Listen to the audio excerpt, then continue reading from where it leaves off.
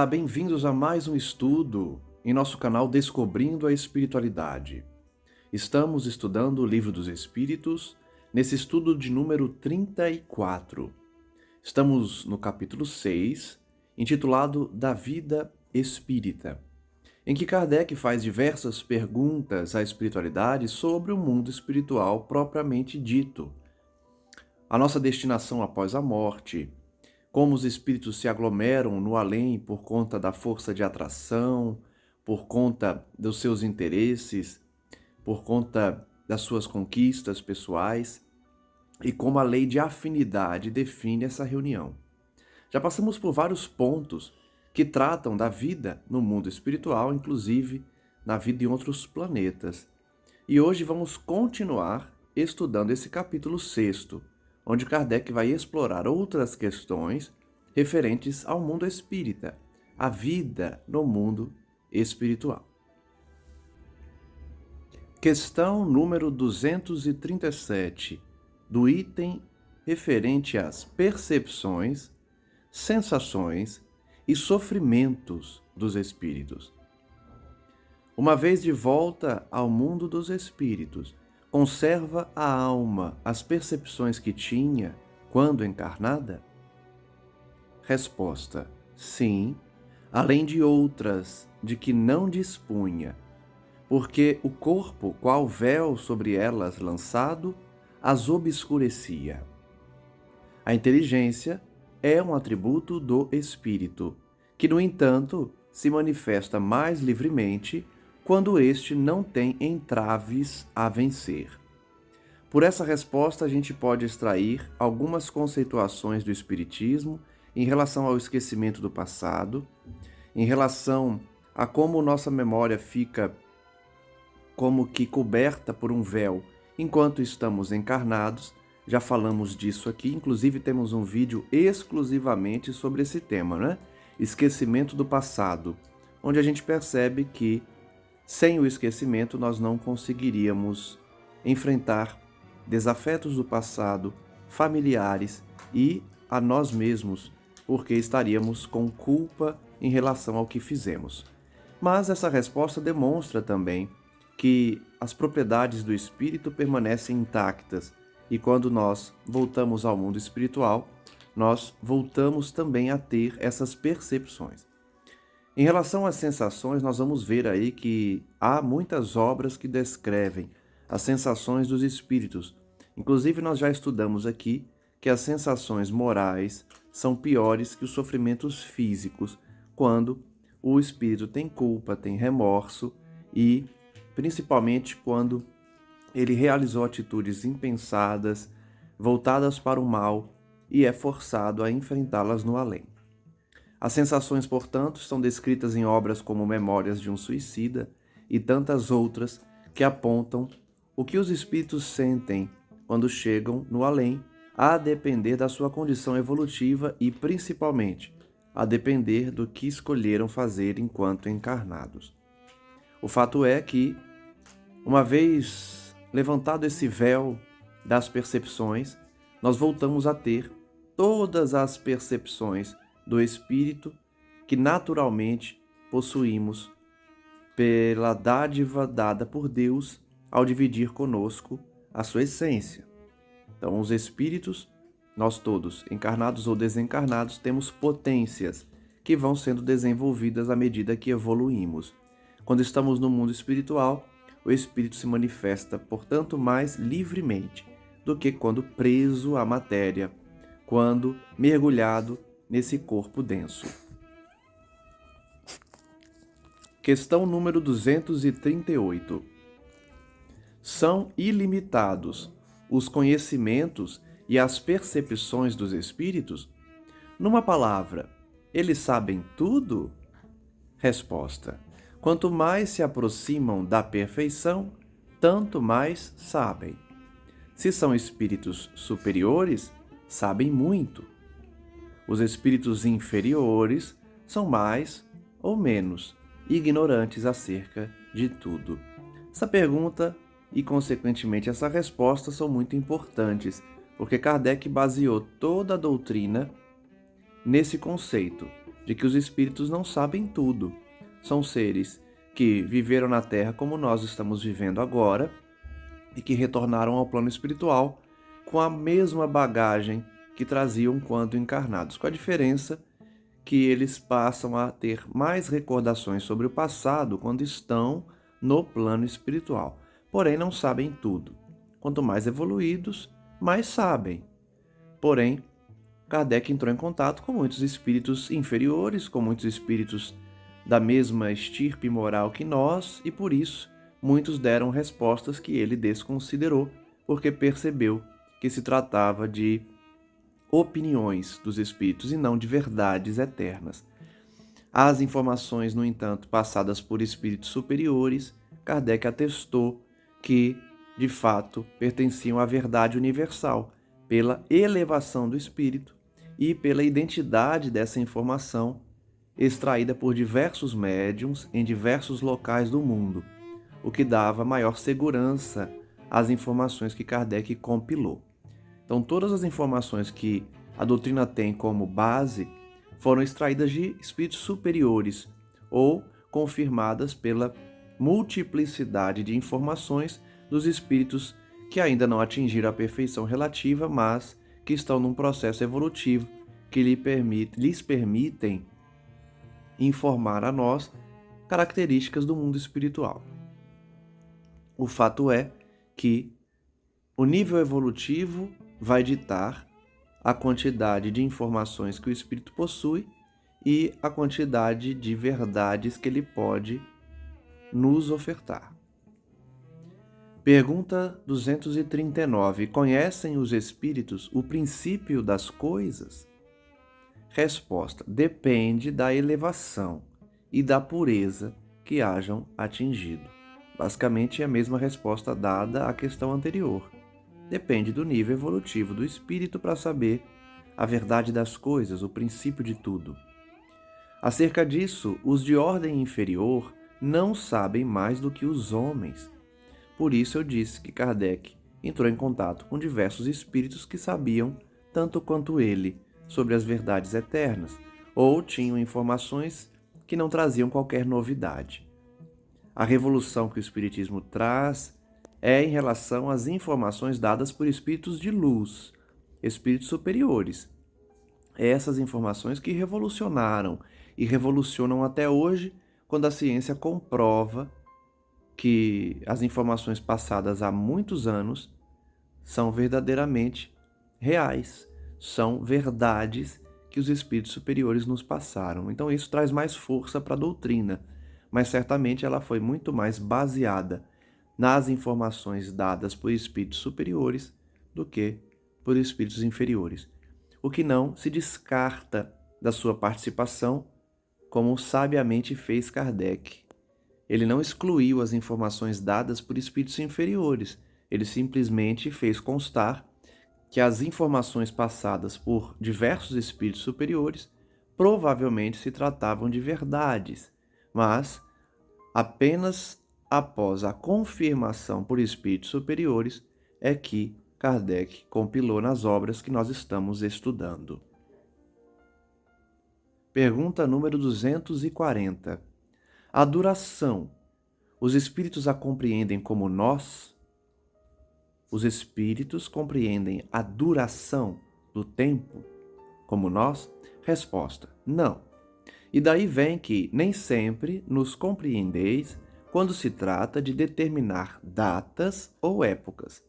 Então vejam que com essa resposta a gente percebe que os espíritos desencarnados têm uma percepção do tempo diferente da nossa. Isso está descrito em diversas obras. Os espíritos confirmaram a Kardec que esse é o motivo pelo qual, muitas vezes, nós não compreendemos as informações que eles passam em relação ao tempo, à duração de certas questões na Terra. Então, quando os espíritos falam que o sofrimento está chegando ao fim, que muito em breve vai acontecer algo, a gente geralmente acha que é algo perceptível para o nosso tempo de agora e que pode ser entendido como algo muito próximo, Mas muitas vezes, quando os espíritos se referem a algo se aproximando, às vezes pode estar se referindo a milênios, a um conjunto de muitos anos, porque eles têm uma percepção diferente da nossa. A nossa percepção é muito mais imediatista. A dos espíritos, especialmente dos espíritos superiores, essa dimensão se perde no tempo. O que eles chamam de logo mais pode ser questão que vai levar ainda alguns séculos. O que é natural e compreensível quando nós entendemos o sentido da eternidade. Se a vida é eterna, 1000 anos são nada. Essa é a concepção que muitos espíritos trazem. Kardec vai comentar sobre essa questão dizendo: os espíritos vivem fora do tempo como o compreendemos. A duração para eles deixa, por assim dizer, de existir. Os séculos, para nós tão longos, não passam aos olhos deles de instantes que se perdem na eternidade. Do mesmo modo que os relevos do solo se apagam e desaparecem para quem se eleva no espaço. Então, como eu havia adiantado, a duração do tempo para os espíritos varia, né? Não tem a mesma concepção que a nossa, porque eles têm essa visão mais ampla da eternidade. Questão número 241. Os espíritos fazem do presente uma ideia mais precisa e justa do que nós? Resposta: do mesmo modo que aquele que vê bem faz ideia mais justa das coisas do que o cego. Os espíritos veem o que não vedes, logo apreciam as coisas diversamente do modo por que o fazeis. Mas também isso depende da elevação deles. Então vejam que a regra geral é o nível evolutivo do espírito.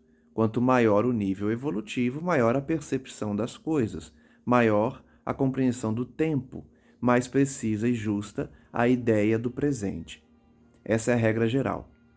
Da mesma forma que alguém que enxerga pode ver de forma mais precisa do que um cego. Então, se nós aqui na Terra somos cegos em relação às verdades eternas, há espíritos que já enxergam essa verdade de forma mais completa e próxima. Por isso, eles podem dar informações muito mais precisas do que nós possuímos. Mas, repetindo, os espíritos. Depende da elevação moral do espírito que está dando essa informação, que tem essa percepção.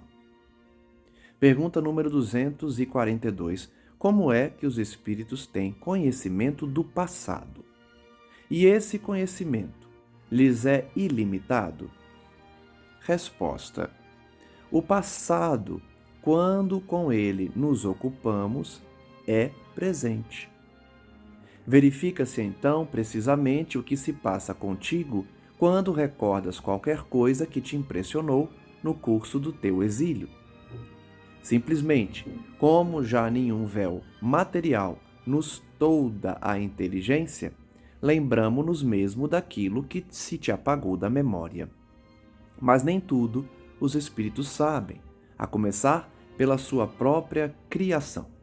Vejam que essa resposta, ela traz a mesma linha de raciocínio das anteriores, porque demonstra que uma vez levantado o véu do esquecimento do passado, fica mais fácil recordar desse passado, ter memórias mais vivas. Então ele está explicando que os espíritos têm uma memória melhor do passado porque não estão mais encarnados, não tem mais o véu do esquecimento nem o peso da carne. Da mesma forma, o tempo é relativo para os espíritos, como a física quântica já vem demonstrando, porque quando a gente pensa no passado, o passado se torna o presente. Vejam que isso é uma concepção nossa, de passado, presente e futuro. Nós precisamos dessa concepção para tentar compreender o universo, a eternidade. Mas, na verdade, o tempo, ele é relativo, depende do ponto de vista que você está visualizando ou pesquisando. Para os espíritos que vivem pela eternidade, o tempo não tem a mesma concepção que a nossa de encarnados, onde a gente precisa enxergar um início, um meio e um fim. Como não há fim para o espírito, o tempo é relativo, o que se confirma, repito, pela física quântica. Portanto, depende da elevação do espírito também saber sobre o passado. Quanto mais elevado, maior memória ele tem, e essa memória é mais presente. Pergunta número 243. E o futuro? Os espíritos o conhecem? Resposta: ainda isto depende da elevação que tenham conquistado. Vejam que ele sempre repete a regra geral. Depende do nível evolutivo do espírito, para saber o futuro, como também o passado. Muitas vezes apenas o entreveem, ou seja, os espíritos conseguem ter uma pequena visão do futuro, porém nem sempre lhes é permitido revelá-lo. Existem situações, portanto, que o espírito sabe o que vai acontecer, mas não pode revelar, por motivos óbvios de compreender, né? Quando o veem, parece-lhes presente. De novo, essa ideia que o tempo é relativo, que o tempo é uma ilusão. Quando a gente pensa no passado, o que nós estamos pensando se torna o presente. Quando o espírito consegue entrever o futuro, esse futuro se torna presente, porque ele está vendo, ele está conseguindo visualizar, está prevendo o que vai acontecer, então é como se fosse o agora. À medida que se aproxima de Deus, tanto mais claramente o espírito descortina o futuro. Elevação espiritual, portanto, está diretamente relacionada com a capacidade do espírito de antever o futuro e ter uma memória mais rica do passado. Depois da morte, a alma vê e apreende, num golpe de vista, suas passadas migrações, mas não pode ver o que Deus lhe reserva. Todos, quando desencarnam, têm aquela lição do túnel em que se vê em segundos a sua vida. Quando desencarnamos, também temos uma visão das nossas encarnações passadas, à medida que vamos despertando no além. Mas não conseguimos ver o que Deus nos reserva. São os chamados mistérios de Deus em relação ao nosso futuro. Para que tal aconteça, preciso é que, ao cabo de múltiplas existências, se haja integrado nele. É curioso notar que por essa resposta, a gente também consegue uma resposta para outra questão. Qual a nossa destinação do futuro? Integração com o divino.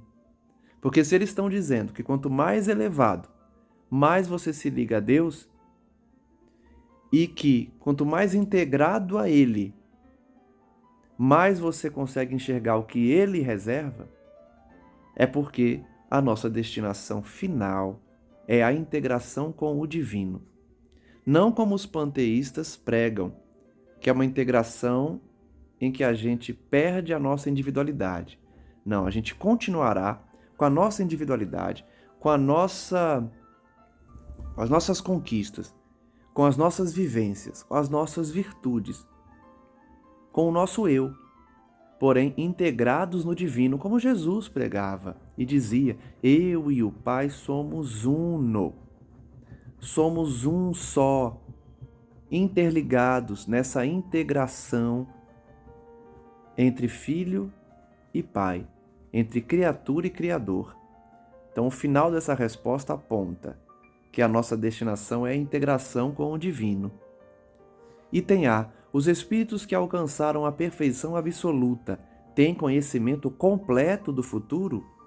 Resposta. Completo não se pode dizer, pois só Deus é soberano Senhor e ninguém o pode igualar. Essa resposta nos aponta que a perfeição ela é absoluta, somente desfrutada pelo divino, somente Deus tem a perfeição absoluta, e existe a perfeição relativa, em que todas as demais criaturas criadas por Deus podem atingir a perfeição relativa, mas nunca completa no sentido de se igualar a Deus, senão Deus não seria Deus. Pergunta 244. Os espíritos veem a Deus? Resposta. Só os espíritos superiores o veem e compreendem. os inferiores os sentem e adivinham. Olha só, essa resposta a gente pode atestar por nossa própria vivência. E podemos também atestar se somos espíritos superiores ou inferiores. Nós vemos e compreendemos Deus? Não. Então nós não somos superiores. Nós sentimos e adivinhamos, ou seja, trazemos uma intuição de Deus? Sim. Então nós somos inferiores. Vejam que por essa resposta a gente pode deduzir o nosso grau evolutivo. Por quê? Só os espíritos inferiores que sentem, adivinham Deus. E isso, o espírito inferior que já despertou para o bem, que já despertou para a necessidade evolutiva, que já reconhece o Criador. Porque o espírito rebelde, apesar de sentir Deus, ele nega, né? Apesar de trazer uma intuição, ele fecha os olhos para a existência do divino. Então a gente atesta que, enquanto inferiores, podemos apenas sentir ou ter uma intuição do divino. Só os superiores conseguem enxergar, compreender Deus de uma forma que a gente sequer imagina, porque somos ainda inferiores. Item A. Quando um espírito inferior diz que Deus lhe proíbe ou permite uma coisa, como sabe que isso lhe vem dele? Resposta. Ele não vê a Deus, mas sente a sua soberania. E quando não deva ser feita alguma coisa ou dita uma palavra, percebe como por intuição a proibição de fazê-la ou dizê-la. Então vejam que o espírito inferior, nós todos, sabemos o que é certo e errado pelas leis morais que estão em nossa mente, uma vez inseridas por Deus quando nos criou. Então a gente sabe o que é certo e errado por uma intuição, por sentirmos Deus, por termos essa intuição do que Deus quer de nós. Todos trazem essa intuição. É por isso que eu digo aqui que ninguém pode afirmar: eu não sabia que isso era errado. Todos trazem uma intuição do que é certo e errado. Logicamente, eu não vou entrar na questão cultural, na questão educacional, que muitas práticas do passado eram tidas como naturais e que hoje nós consideramos coisas erradas. Isso também é considerado quando o espírito é julgado, né? Julgado por sua própria consciência. Depende de onde ele nasceu, a cultura que ele nasceu. Porém, o conceito de bem e mal, o conceito do que é certo e errado de forma geral, nós todos trazemos de forma intuitiva. Eles vão responder ainda: não tendes vós mesmos pressentimentos, que se vos afiguram avisos secretos, para fazerdes ou não isto ou aquilo? Então esses pressentimentos que a gente sabe que se deve fazer ou não algo, é a intuição do divino, é a certeza das leis divinas em nossa consciência. O mesmo nos acontece, ou seja, o mesmo acontece ao espírito desencarnado. Se bem que em grau mais alto. Olha como a percepção do espírito desencarnado é maior que a nossa. Todas as percepções deles estão num grau mais alto. Então esse pressentimento que a gente tem do que é certo e errado aqui na Terra é muito maior para o espírito. Por isso que a gente aprende nas obras complementares e nas obras básicas também, que o que os espíritos sentem no além é muito mais forte. Essa dor moral, por exemplo, é muito mais forte do que a dor física, porque a percepção do espírito é muito maior.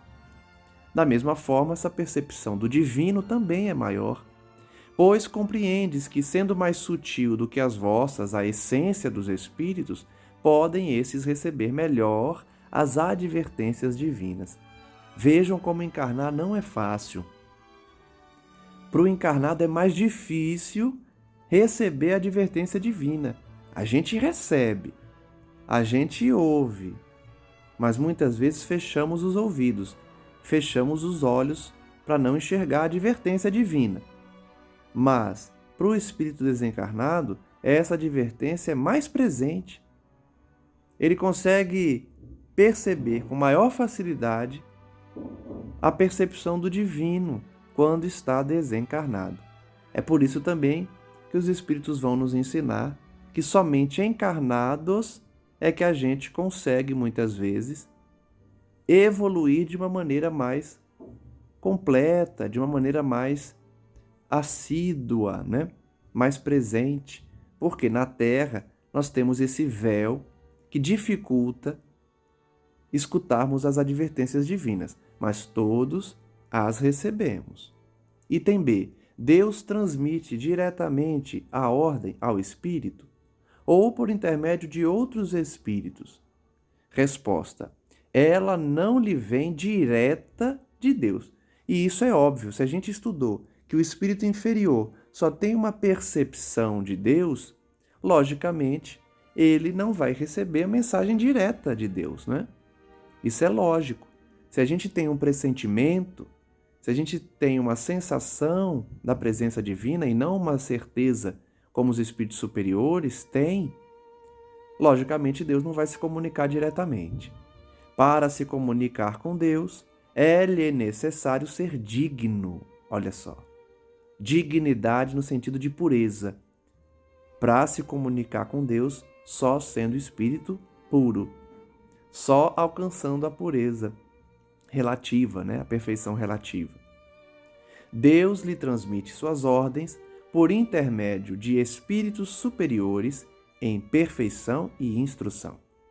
Então a gente recebe a mensagem do divino por meio dos espíritos superiores, que a igreja vai chamar de santos, né? Os santos católicos, os santos, o Espírito Santo para os evangélicos, os espíritos superiores para os espíritas, os orixás para os umbandistas e candomblecistas, enfim, os espíritos superiores em que cada religião enxergou de uma maneira, mas que tratam-se de ministros de Deus, ministros de Cristo, o próprio Cristo, espírito superior que serve de intermediário da mensagem divina para nós inferiores.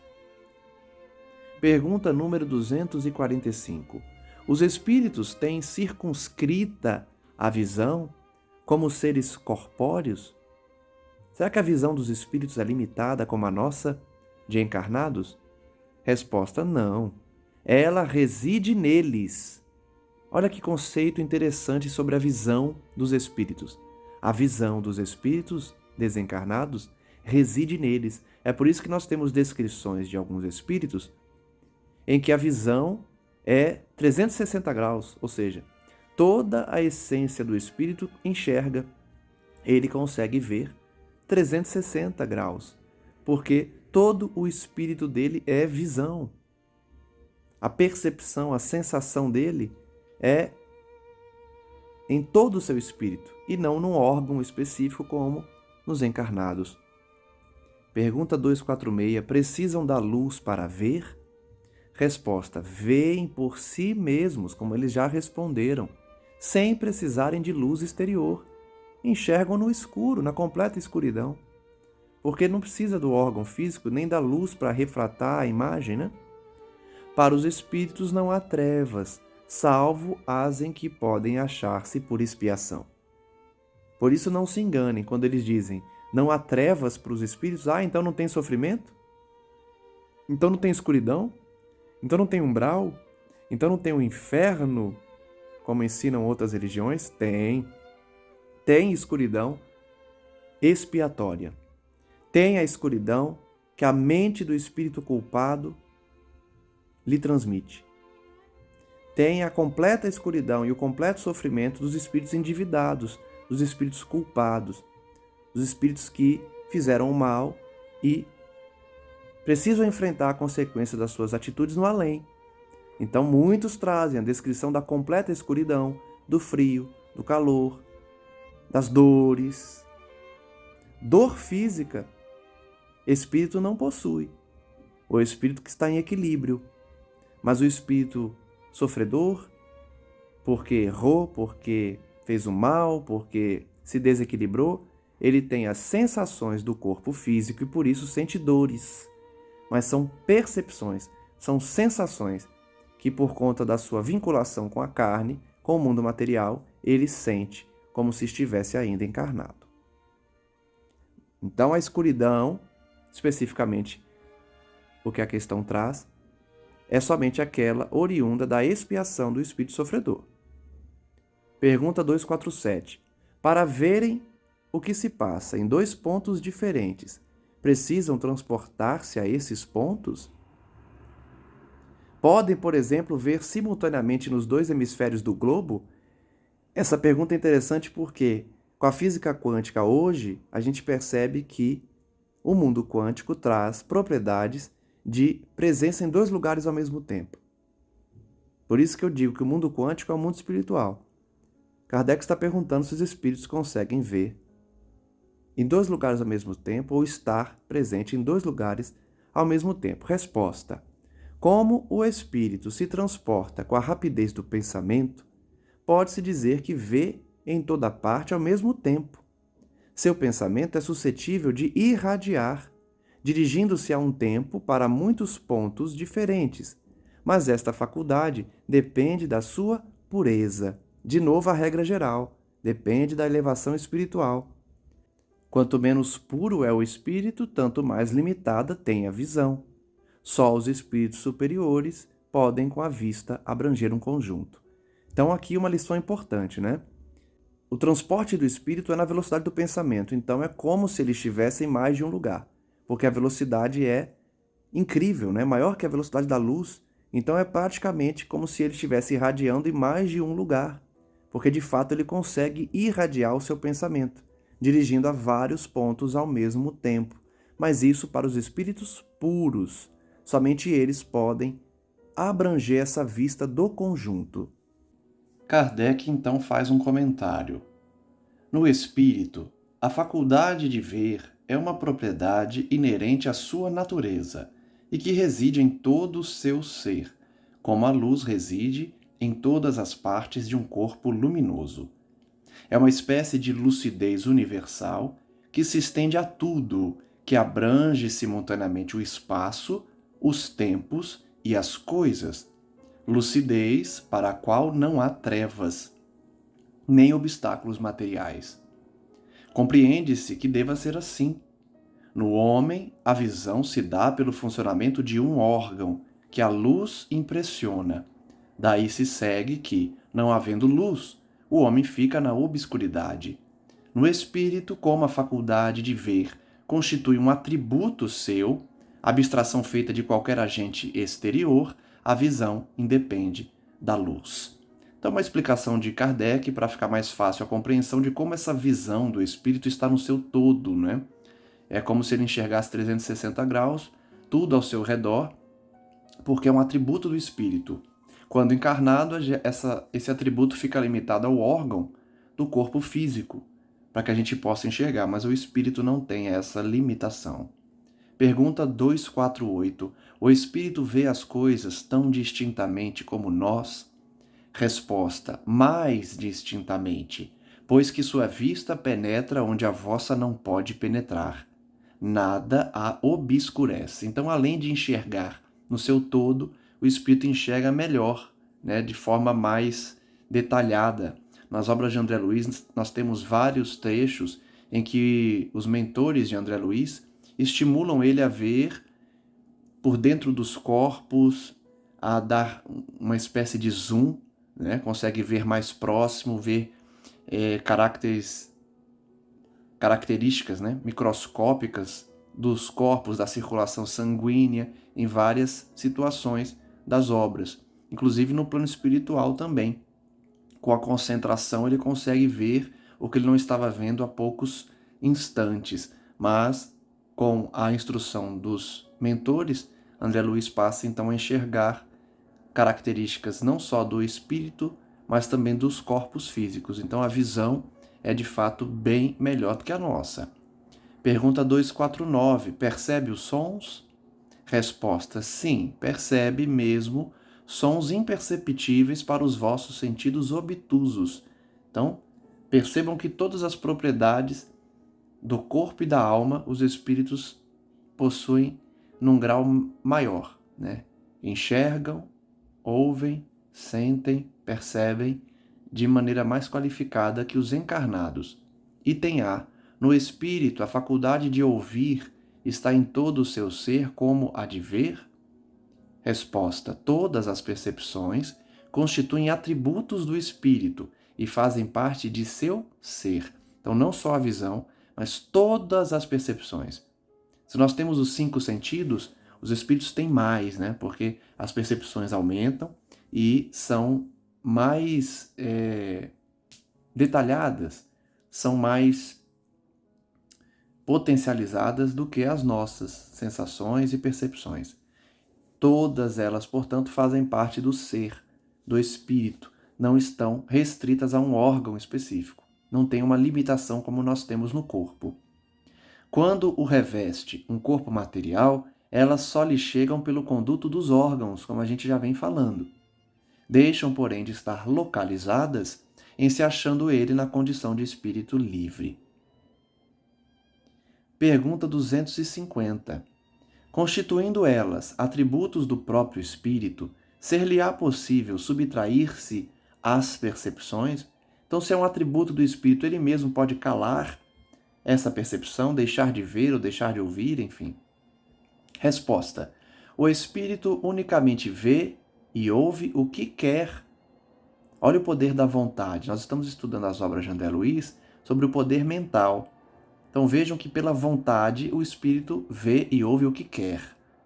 Dizemos isto de um ponto de vista geral, e em particular com referência aos espíritos elevados, porquanto os imperfeitos muitas vezes ouvem e veem a seu mau grado, ou seja, contra a sua vontade, o que lhes possa ser útil ao aperfeiçoamento. Então vejam que essa resposta está dizendo o seguinte: espíritos superiores podem subtrair as percepções, podem deixar de ouvir ou ver o que não querem. Os inferiores veem e ouvem mesmo que não queiram, porque aí já é a expiação. Da mesma forma que podem ficar na escuridão, apesar da visão ser um atributo do espírito, pela expiação, pela culpa, eles não enxergam muitas vezes. Estão na escuridão. Da mesma forma em relação às outras percepções. Só o espírito superior, portanto, pode deixar de ver ou ouvir ou ter qualquer percepção quando isso é útil para ele, né? Pergunta 251. São sensíveis à música os espíritos? Resposta: aludes à vossa música? Então vejam que o princípio da resposta já aponta que a nossa música para eles é barulho, né? Se são sensíveis à nossa música, eles vão dizer que é comparada à música celeste. As nossas músicas aqui não se comparam à música celeste, a esta harmonia de que nada na terra vos pode dar ideia. A gente não tem qualquer ideia, nenhuma noção das músicas celestiais. Uma está para a outra como o canto do selvagem para uma doce melodia. Olha a distância, né? Não obstante, espíritos vulgares podem experimentar certo prazer em ouvir a vossa música, por lhes não ser dado ainda compreender outra mais sublime. Então, como sempre, depende do nível de elevação espiritual, né? A música possui infinitos encantos para os espíritos, por terem eles muito desenvolvidas as qualidades sensitivas. Olha só, a gente não faz ideia, né, do que é esse desenvolvimento de qualidades sensitivas. A gente só pode imaginar que, como eles desenvolvem a emoção, o sentimento, eles têm percepções muito maiores do que as nossas em relação à sensibilidade. Por isso, a música traz encantos infinitos. Imagine a emoção que é ouvir uma música celestial sendo um espírito equilibrado.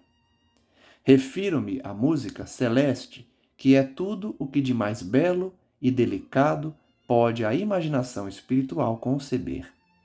Nós não temos ideia do que é a música celestial. Em alguns louvores aqui na Terra, em que a gente se emociona, em algumas músicas em que a gente sente Deus, deve se aproximar um pouquinho do que é a música celestial, mas ainda está muito distante, né? Pergunta 252. São sensíveis os espíritos às belezas naturais? Resposta: tão diferentes são as belezas naturais dos mundos que longe estamos de as conhecer. Da mesma forma que a música, portanto, as belezas naturais que os espíritos conseguem perceber são muito mais belas do que as da Terra. Sim, os espíritos são sensíveis a essas belezas, de acordo com as aptidões que tenham para as apreciar e compreender. Mais uma vez, depende da elevação espiritual. Para os espíritos elevados, há belezas de conjunto que, por assim dizer, apagam as das particularidades. Então, eles têm acesso a belezas de conjunto, de planetas, de constelações, que apagariam as belezas particulares. Pergunta 253. Os espíritos experimentam as nossas necessidades e sofrimentos físicos? Resposta: eles os conhecem porque os sofreram. Não os experimentam, porém, materialmente como vós outros. São espíritos. Olha só que resposta, né? Muita gente vai dizer que algumas obras trazem informações de sofrimento que vão entrar em contradição com essa resposta. Porém, percebam que as sensações do espírito sofredor é uma lembrança do sofrimento que ele teve na Terra, ou de outras existências, ou da mais recente. Então, o espírito não está sentindo dor, como eu falei agora há pouco, né? O espírito não sente dor, não tem o órgão sensitivo para sentir dor. Porém, o espírito tem a sensação, traz essa experiência sensitiva como lembrança, né? É uma sensação que o espírito traz de sofrimento. E, conforme a gente já estudou, as dores morais são bem piores que as dores físicas daqui da Terra. Mas como são espíritos, eles não experimentam a dor. Eles têm a lembrança, a sensação da dor. E isso vale para tudo, né? Todas as sensações físicas, não só a dor, mas a vontade de beber álcool, de fumar, enfim, todas as vontades relacionadas ao corpo físico, os espíritos também só têm uma sensação. Eles não fumam, eles não bebem propriamente dito, eles têm uma sensação da bebida, né? Por isso, os vampirizadores vão buscar extrair esse fluido, essa energia da bebida, do cigarro, enfim, das sensações físicas. Pergunta 254. E a fadiga? A necessidade de repouso? Experimentam-nas? Será que os espíritos ficam cansados? Resposta: não podem sentir a fadiga, como a entendeis, esse cansaço que a gente sente. Consequentemente, não precisam de descanso corporal, como vós, pois que não possuem órgãos cujas forças devam ser reparadas. Então, eles não têm o corpo físico, logo não precisa repousar. O espírito, entretanto, repousa, no sentido de não estar em constante atividade. Ele fica, às vezes, contemplando as belezas naturais, meditando. Isso é repouso. Não precisa dormir, mas repousa das suas atividades. Ele não atua materialmente. Sua ação é toda intelectual e inteiramente moral o seu repouso. Então, se há repouso, é só moral, não físico. Quer isto dizer que momentos há em que o seu pensamento deixa de ser tão ativo quanto de ordinário e não se fixa em um objeto determinado. É um verdadeiro repouso, mas que não é comparável ao do corpo. É puramente mental. A espécie de fadiga que os espíritos são suscetíveis de sentir guarda relação com a inferioridade deles. De novo, a regra geral. Quanto mais inferior, mais tem a sensação do encarnado. Logo, sente cansaço, mas é pela sua inferioridade, a sensação do cansaço. Quanto mais elevados sejam, tanto menos precisarão de repousar.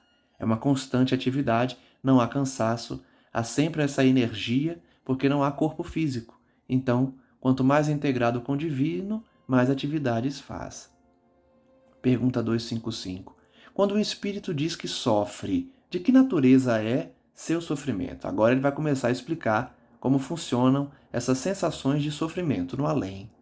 Resposta: angústias morais. É aquilo que eu falei do sofrimento moral. Angústia moral, que o torturam mais dolorosamente do que os sofrimentos físicos. Eu falei isso umas 3 vezes no estudo de hoje, né? porque o assunto foi puxando. Mas agora a gente viu qual pergunta que tem essa resposta específica. A angústia moral é muito pior que o sofrimento físico. Pergunta 256. Como é, então, que alguns espíritos se têm queixado de sofrer frio ou calor? Ele vai explicar a questão das sensações. Resposta: é reminiscência do que padeceram durante a vida. Reminiscência não raro tão aflitiva quanto a realidade. Muitas vezes, no que eles assim dizem apenas há uma comparação mediante a qual, em falta de coisa melhor, procuram exprimir a situação em que se acham. Então vejam que quando o espírito sofredor relata sentir frio, calor ou dor, é uma maneira dele tentar explicar a angústia moral que ele está sentindo. É uma sensação que eles trazem de uma lembrança de quando eles estavam encarnados. Tão aflitivo quanto sentir de fato a dor, porque é angústia moral. Quando se lembram do corpo que revestiram, têm impressão semelhante à de uma pessoa que, havendo tirado o manto que a envolvia, julga, passado algum tempo, que ainda o traz sobre os ombros. Então, vejam que comparação interessante para a gente entender. É como se a gente estivesse com um manto nos ombros, quando retirasse esse manto, uma sensação de que o manto continua nos cobrindo. É uma forma da gente tentar entender como eles sentem calor, frio, sofrimento. É uma reminiscência, é uma sensação, é uma lembrança de algo que eles não mais têm, porém trazem, pela angústia moral, essa sensação. Nós vamos então finalizar o estudo de hoje nessa parte das sensações. No próximo estudo nós vamos continuar com o ensaio teórico sobre as sensações dos espíritos, onde Kardec vai trazer as suas lições, os seus estudos sobre as comunicações que traziam espíritos sofredores que descreviam sensações físicas, sofrimentos físicos, calor, frio, dores, enfim. E também o que sentem os espíritos superiores, que não serão reminiscências do corpo físico, porém uma vinculação com o Altíssimo que lhes possibilita ter uma sensação bem diferente do que estamos acostumados aqui na Terra. Agradeço então a todos que nos acompanham, que possamos refletir sobre as lições de hoje em relação às sensações que os espíritos têm, para que a gente compreenda como funciona a visão, a audição, as propriedades do espírito e como a angústia moral muitas vezes traz um sofrimento íntimo bem maior do que o sofrimento físico. Que nós possamos então compreender a realidade espiritual, continuar estudando para nos prepararmos para essa viagem que todos faremos um dia, que é a passagem da morte, da desencarnação. Porque é importante estudar e analisar isso diante de uma realidade que poucos espíritos na Terra se preocupam. Que possamos então continuar aprendendo e que a espiritualidade amiga possa, nesse momento, abençoar a todos que estão nos acompanhando, assistindo, ouvindo e estudando conosco. Que estejamos envolvidos pelas forças superiores responsáveis pela divulgação da doutrina, a fim de que nós possamos ter uma leitura adequada dos ensinos dos Espíritos para transmitir de uma maneira correta, sem subterfúgios, sem erros, sem opiniões pessoais, a fim de que as pessoas tenham uma informação exata da realidade espiritual. Que essa energia possa chegar aos nossos parentes, aqueles a quem amamos, aqueles que estão precisando dessa energia para a saúde do corpo físico, para resolver problemas pessoais, espirituais, mentais e de convivência. Que todos eles possam receber nesse momento o envolvimento da espiritualidade e que nós todos também recebamos essa paz, essa energia, para continuarmos sintonizados com os amigos espirituais e possamos contribuir de alguma forma para a elevação espiritual do mundo inteiro, de acordo com a nossa convivência com aqueles que nos cercam. Que possamos, portanto, dar o exemplo a cada dia de verdadeiros espíritas cristãos, a fim de que as pessoas enxerguem em nós alguém que quer melhorar, pessoas que querem se elevar para se integrar com o divino, seguindo os ensinamentos de Cristo Jesus para uma convivência pacífica, harmoniosa e de evolução espiritual e também material para que a Terra dê um passo na escala dos mundos. Agradeço, Mestre Jesus, pela revelação espírita, por trazer a nós a verdade eterna nas suas parábolas, nos seus ensinamentos, na sua conduta, e que nós todos possamos louvar a Cristo Jesus, nosso Mestre, para que Ele continue em nossos corações, envolvendo toda a terra e libertando essa terra de todo mal, para que possamos dar esse passo na evolução e desfrutarmos de uma condição espiritual pacífica, tranquila, envolvida pelo divino. Agradeço ainda a Maria Santíssima, Mãe das Mães, Rainha do Reino de Cristo Jesus, para que ela continue a estender o seu manto sagrado sobre todos nós, especialmente sobre os viciados, criminosos e suicidas, a fim de que sejam resgatados enquanto há tempo e não percam milênios no sofrimento, na dor, em encarnações expiatórias em outros orbes. Que a graça de nosso Senhor Jesus envolva a cada um e que assim seja. Agradeço mais uma vez a todos e até o próximo estudo.